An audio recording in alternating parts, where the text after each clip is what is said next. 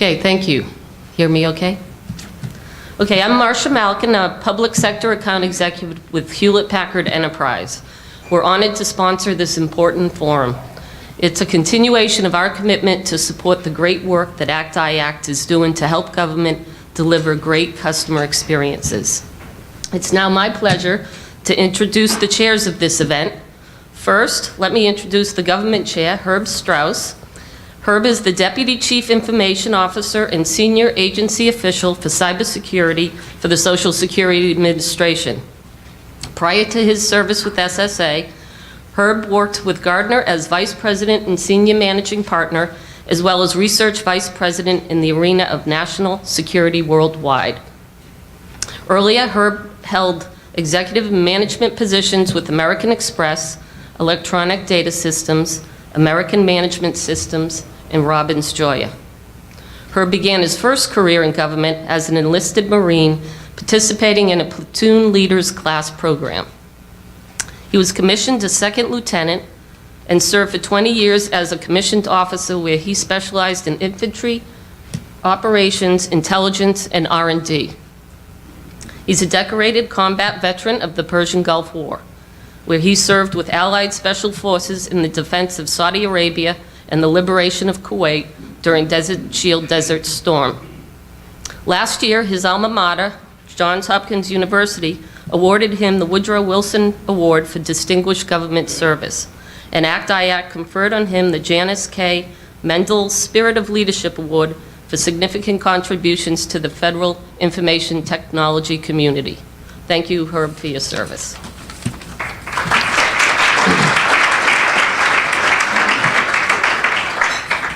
His partner and industry chair for this event is Peter Wilson, Senior Technical Director with ICF International. Pete has more than 20 years of consulting experience across the U.S. federal government and in commercial, healthcare, Fortune 500, and nonprofits. He develops and leads subject matter experts to deliver innovative solutions and services that span program and project management, IT management, cloud computing, and technology innovation. He's an advocate for effective program and project management and has presented at the PMI North American Congress as well as many local chapter events. Pete was awarded the FCW Rising Star Award in 2014 for his contributions to the advancement of government excellence. Pete was twice elected chairman of the ACT-IAC Planning and Architecture Shared Interest Group. Through the ACT-IAC Institute for Innovation, he co-led with Herb development of the paper on harnessing life events to connect citizens and services. In some ways, the seeds that bloomed into today's forum started with the foresight of that work. So please join me in welcoming Pete and Herb.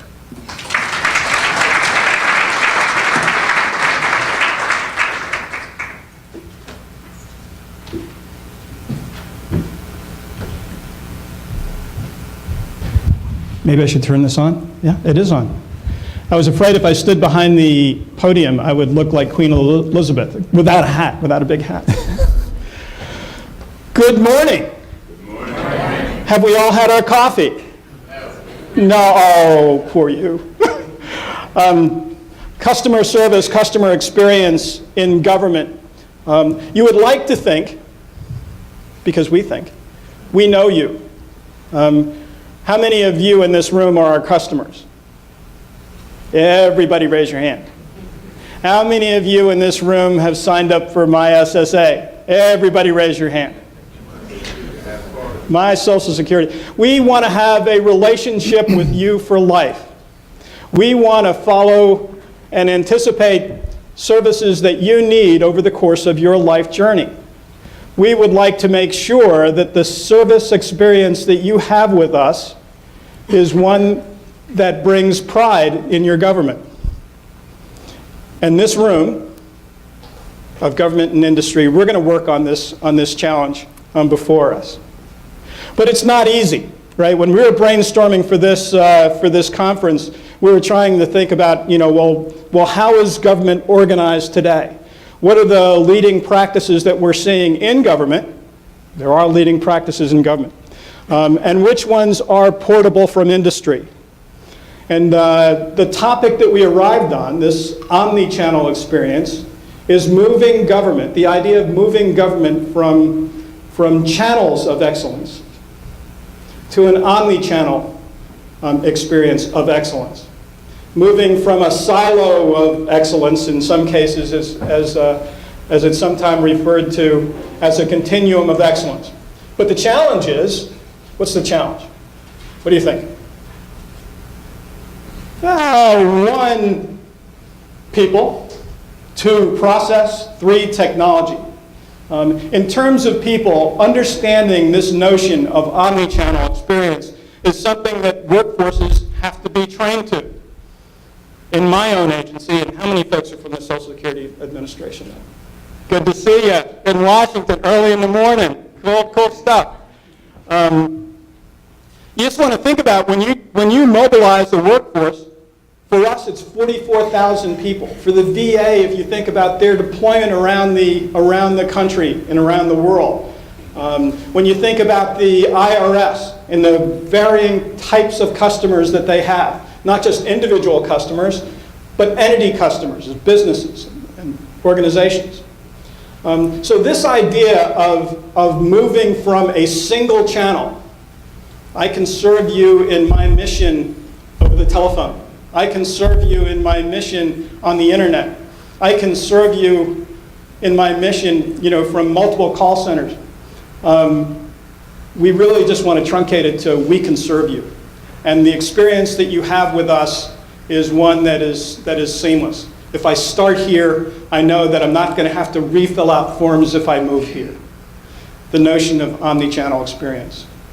Some agencies have excelled in channel management.